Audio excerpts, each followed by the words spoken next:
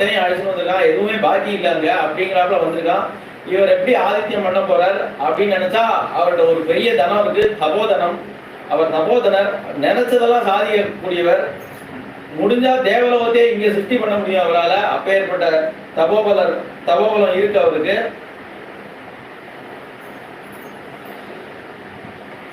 தபசாவா வீணா செலவழிக்க மாட்டானா.